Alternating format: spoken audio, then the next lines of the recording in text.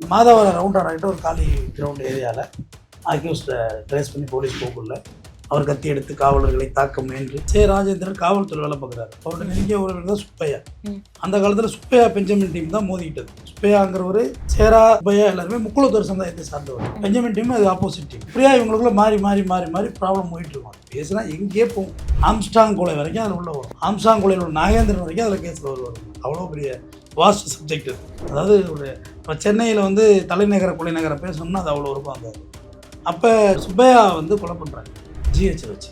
வேறு வழியும் இல்லைங்கிற மாதிரி காவல்துறை செய்கிறாங்க. சாமானியர்கள் மீது பாயும் துப்பாக்கி கூட்டுகள் பெரிய பெரிய தாதாக்கள் மீது பாயுமான கேள்வி கொடுக்கலாம். எல்லா விஷயத்துலையும் சொல்கிறேன். ஒரு பொண்ணை கற்பழித்து கொள்கிறான் கண்ணெதிர, அப்போ என்கவுண்டரு பண்ணுறதுக்கு ஏன் யோசனை பண்ணணும் தானே. சென்னை மாதாவரம் ரவுண்டானாக கிட்ட இப்போ தொப்பை கணேஷ் அப்படிங்கிற ஒரு என்கவுண்டர் செய்யப்பட்டிருக்காரு, ஒரு பிரபலமான ரவுடி. இந்த ரவுடியோட ஹிஸ்டரி என்ன சார்? தொப்பை கணேசன் என்கின்ற டெல்லி கணேஷ் 38 வயசாகுது. ப்ரீவியஸ் கேஸ் 38 சொல்கிறாங்க காவல்துறையிலேருந்து. ஆக்சுவலாக சேராவோட பையன் கதிர்னு சொல்லிட்டு அவருடைய அசோசியேட் இவர் ராஜேந்திரன். அவர் போலீஸ்காரர் இருந்தவர். அவர் இப்போ சென்னையில் இல்லை. அவர் மதுரை போய் ஒரு ட்ராவல்ஸ் எல்லாம் வச்சு வேறு மாதிரியான ஒரு வாழ்வியல் அவர் செட்டப் பண்ணிட்டார். இங்கே அவர் இல்லை. அவர் சைலண்ட்டாக அவர் ஏஜ் ஆகிருக்கும். ஆல்மோஸ்ட் அவருக்கும் பிஸ்னஸ் விவசாயம் அவர் ஸ்டைலை மாற்றிக்கிட்டாரு. சேராலாம் யாருன்னா பழைய வெள்ளரவியோட காலத்து கேங். வெள்ளரவி வேறு டீம், இவங்க வேறு டீம். ஜெமினிலாம் படம் எடுத்தாங்கன்னா சைக்கிள் ஆக்டர் தான் ஒரே ஸ்டாப் போட்டு குடிக்க வச்சு. அது வேறு பெரிய ஸ்டோரி அது. இந்த நிலையில் புழல் லிமிட்டில் திருநீலகண்டன் 2வது தெருவை சேர்ந்த விஜயகுமார் அப்படிங்கிறவர் தான் கம்ப்ளைண்டரு. அவரோட ஒன் ஃபைன் டே அவங்க அம்மா பொண்டாட்டி 2 பிள்ளைங்க இருக்காங்க வீட்டில். அவங்க வீட்டில் காலையில் வாசத்தலிக்கு எழும்புவாங்கள்ல, அந்த டைம் பார்த்து வாசத்தலிக்கு கம் வாக்கிங். அந்த விஜயகுமார் என்ன பண்ணுறாருன்னு கேட்டிங்கன்னா, மோரேன்னு ஒரு ஏரியா இருக்குது மடக்க. அந்த மோரே ஏரியாவில் பார்த்தீங்கன்னா கைலி பிஸ்னஸ் பண்ணுறது அப்படிங்கிறது போலீஸ் சொல்கிற தகவல். இன்னும் அது வேறு அவுட் சைடு வேறு ஸ்டோரி சொல்கிறாங்க, நமக்கு அது தெரியாது. அவங்க வீட்டில் நிறையா பணம் இருக்குங்கிறது எல்லாருக்கும் தெரிஞ்ச விஷயம். ஏன்னா அவங்கள்ட்ட கேட்டே எவ்வளோ பெருசு இருக்குது. ஸோ அவங்க வீட்டில் நிச்சயமாக கேஷ் இருக்குது அப்படின்றது எல்லாருக்குமே தெரிஞ்ச விஷயம். அது இவங்களுக்கு தெரிஞ்ச விஷயம். இதை இவங்க நல்லா வாட்ச் பண்ணுறாங்க. ஒரு வாரமாக காரில் உட்காந்துருந்து வாட்ச் பண்ணுறாங்க. டெய்லி ஒரு காரை கொண்டு போய் போடுறது. ஏன்னா ஒரே கார் டெய்லி நோட்டமிட்டால் எல்லாருக்கும் சந்தேகம் வந்துடும். டெய்லி ஒரு காரை போட்டு வாட்ச் பண்ணி மொத்தம் இந்த சம்பவத்தில் பார்த்தீங்கன்னா 6 பேர் ஈடுபடுறாங்க. 4 பேர் வீட்டுக்குள்ளே ஏறுறாங்க, 2 பேர் வெளில வாட்சிங் பண்ணுறாங்க. கரெக்டாக வாசல் தெளித்து இவங்க வெளில வரக்குள்ளே வாயை பற்றி உள்ளே தூக்கி போயிடுறாங்க. உள்ளே தூக்கிட்டு போய் எல்லாரையும் கட்டி போட்டுறாங்க. கட்டி போட்டு சத்தம் போடக்கூடாது அப்படின்னு சொல்லிட்டு 25 லட்சம் பணம், 25 சவரன் இதுதான் கணக்கில் வந்திருக்கு. விஜயகுமார் அன்றைய தேதியில் ஒரு பர்ச்சேஸுக்காக வடநாடு போனதாக ஒரு தகவல் சொல்கிறாங்க. ஒரு வாரம் வாட்ச் பண்ணியிருக்காங்கல்ல, சும்மா வாட்ச் பண்ணியிருப்பாங்க. அதனால் அவர் இல்லை. 25 லட்சம் பணமும் 25 சவரன் நகையும் ரெக்கவரி எடுத்து அந்த காணாம போனதை சொல்கிறாங்க. பட் நிறையா இருந்திருக்கும், இன்னமும் கம்ப்ளைண்ட் அவ்வளோதான் கொடுத்துருப்பாங்க அப்படின்ற மாதிரி ஒரு தகவல் இருக்குது. இது போலீஸ் பார்த்தீங்கன்னா K9 திருவிக்கா நகர் இன்ஸ்பெக்டர் பூபதி ராஜா அவர் தலைமையில் கமிஷனர் தான் தனிப்படை அமைக்கிறாரு. அதில் காவலர்கள் ஈடுபடுறாங்க. இந்த தொப்பை கணேசன் ஆக்சுவலாக போலீஸுக்கு ரொம்ப வேலை கொடுத்துட்டாப்புல. கூப்பிட்டோன்னு அவர் வரல. தெரிஞ்சு போச்சு நீதானே வா பிரச்சனை சால்வ் பண்ணணும்னா அப்போ வரவே இல்லை. இது போலீஸுக்கு ரொம்ப பெரிய தேடுதல் வேட்டையை கொடுத்துட்டாங்க. ஆந்திரா பக்கம் போய் உட்காந்துட்டாப்புல. இதில் தொப்பை கணேசனை பற்றி ஃபர்தர் இன்ஃபர்மேஷன், அவர் மொபைல் ஃபோனே கிடையாது அவர்கிட்ட. அதனால் அவரை பிடிக்கவும் முடியல போலீஸால். நெருக்கடி அதிகமாகிட்டு நியூஸு பேப்பர் எல்லாத்துலேயும் வந்துருச்சு. வந்தோன்னே K9 திருவிக்கா நகர் போலீஸ் தலைமையில் போகல எஸ்ஐ சுப்பிரமணி, அவர் ஒரு எல்என்டோ எஸ்ஐ K4 வேலை பார்க்குறவர். அடுத்தது அவர் கையில் இடது கையில் விட்டு ஸ்பெஷல் டீமில் அவர் கையில். இன்னொருத்தர் தினேஷ்குமார் வயசு 40, அவருக்கும் இடது கையில் விட்டு. மாதவரம் ரவுண்ட் ஆகிட்டு ஒரு காலி கிரவுண்ட் ஏரியாவில் அக்யூஸ்டை ட்ரேஸ் பண்ணி போலீஸ் போக்குள்ள அவர் கத்தி எடுத்து காவலர்களை தாக்க முயன்று அதனால் துப்பாக்கியால் சுட நேரிட்டு காவல்துறையினர் சுட்டு விட்டனர். தொப்பை கணேசன் இறந்து விட்டார். உடற்கூறு ஆய்வுக்காக பாடி இதில் ஜிஹெச்சில் வச்சுருக்காங்க. இதில் சேராவோட நண்பர்னு பழையபடிகளை போட்டாங்க. ஆக்சுவலாக சேராவோட நண்பர் கிடையாது. சேரா வயசுன்னு இவங்க வயசு. ராஜேந்திரன் அவரே போலீஸில் வேலை பார்த்தவர் தான். அவருடைய மகனுக்கு தான் லிங்க், கதிருக்கு தான் லிங்க். அவர் இவருக்கு லிங்க்.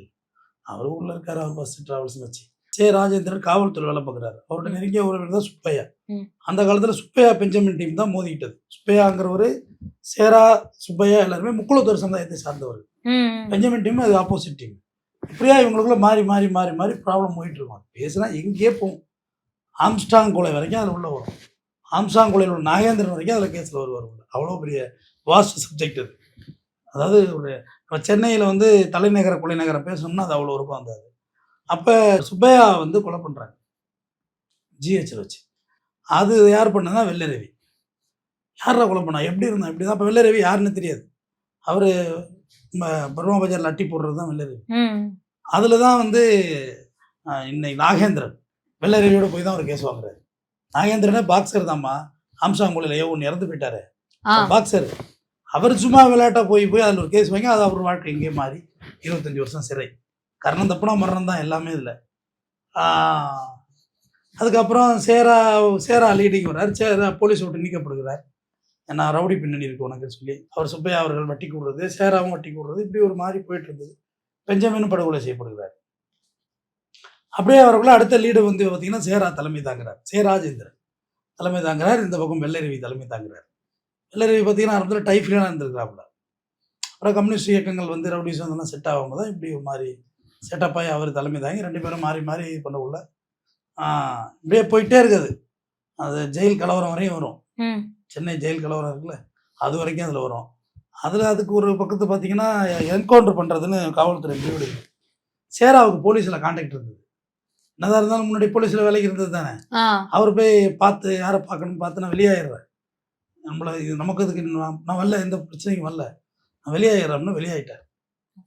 பட் வெள்ளரவிக்கு ஆள் இல்லை, தனியாக மாட்டிக்கிட்டார். வெள்ளரவி ரொம்ப அழகானவர். கடைசியாக பெண் வேடமிட்டு பழைய கமிஷன் ஆஃபீஸுக்கு வந்தார். வெள்ளரவி வந்து நான் இங்கே தான் நிற்கிறேன்னப்ப கடையிலுமே கண்டுபிடிக்க முடியல போலீஸால்.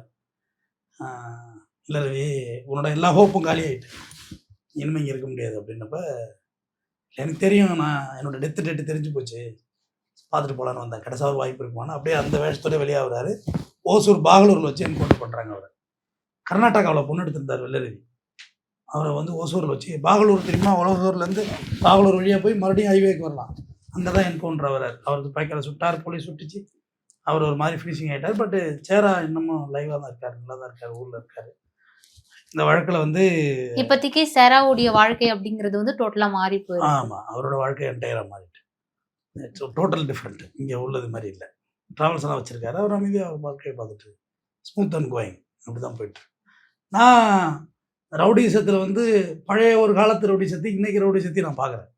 பழைய காலத்து ரவுடிசம், அதான் எபோவ் 50 இருக்காங்கல்ல, அவங்களாம் பொதுமக்களை தொல்லை கொண்டதே கிடையாதுமா. யாருனாலையும் பொதுமக்களுக்கு நியூசன்ஸே வராது. இப்போ எல்லாம் முளைக்கிற பசங்க தான் பொதுமக்களை போய் டார்ச்சர் பண்ணுறாங்க. சும்மா நிற்கிறவனை வந்து வெட்டுறது, போகிறவனை வந்து வெட்டுறது, அது எப்படி லாஜிக் ஆகும்? உனக்கும் எனக்கு ஒரு பகை இல்லை, உனக்கு எனக்கு ஒரு வெற்றிமாறன் கூட டைலாக் வச்சுருப்பார், தொழிலுக்கா செய்யா கொலை செய், அதை விட்டு சும்மா ஏன்டா பப்ளிக்கோட சண்டை வலிச்சிக்கிறான் பாரு, பொல்லாதவன் படத்தில். அது மாடரேட், அது சேராவோட கதை தான் வச்சுங்களேன். சேராவோட ஜெமினி கதை தான் ஜெமினி படம் வச்சாங்க. வெள்ளரவி சகில் அக்தர்னு அப்போ ஒரு டிசி இருந்தார். அவர் தான் பிரச்சனை வேண்டாம் 2 பேரும் கூப்பிட்டு ஒரே எல்நில சாவை போட்டுலாம் பிடிக்க வச்சார். அன்னைக்கு நைட் டைம் மர்டர் ஆச்சு. அது சகில் அக்தர் சமரசெல்லாம் பேசிட்டு. ஆமாம் ஆமாம், அந்த நைட் ஆச்சு. அது ஒரு காலம் அது. பட் இன்னைக்கு இருக்கிறது வேற மாதிரி இருக்கு. பட் இனியாவும் நம்ம என்கவுண்டர் ஆதரிக்கிறது இல்லை, அதையும் சொல்லிடுறேன். ஏன்னா என்கவுண்டர் வந்து எனக்கு உடன்பாடு இல்லாத விஷயம். இப்போ ஆந்திராவில் கூட பண்ணாங்க, 4 ஃபேக் என்கவுண்டர். டெல்லியில் 100கணக்கான ஃபேக் என்கவுண்டர் இருக்கு. ஆனாலும் குற்றங்களை தடுக்கவும் வேற வழியும் இல்லைங்கிற மாதிரி காவல்துறை செய்கிறாங்க. சாமானியர்கள் மீது பாயும் துப்பாக்கி குண்டுகள் பெரிய பெரிய தாதாக்கள் மீது பாயுமான கேள்விக்குறி தான். எல்லா விஷயத்திலையும் சொல்கிறேன். என்னைக்கு ஒரு பொண்ணை கற்பழிச்சு கொள்றான் கண்ணெதிர, அப்போ என்கவுண்டரு பண்ணுறதுக்கு ஏன் யோசனை பண்ணணும் தானே? எந்த குற்றத்தையும் நான் ஆதரிக்கவும் இல்லை, எந்த என்கவுண்டரையும் நான் ஆதரிக்கவும் முடியாது. ஜுடிஷியல் சிஸ்டம் படி தண்டனை வாங்கி கொடுக்கணும், அது என்னோட கருத்து. யார் நீங்கள் எப்படி ரவுடின்னு முடிவு பண்ண முடியும்? அது போலீஸுக்கு விரோதமாக இருந்தால் கூட செஞ்சுருவாங்க அந்த வேலையை. ஜுடிஷியல் சிஸ்டம் என்ன செய்யுது, அதுபடி தான் தண்டனை வாங்கி கொடுக்கணுங்கிறது என்னுடைய ஒரு கருத்து.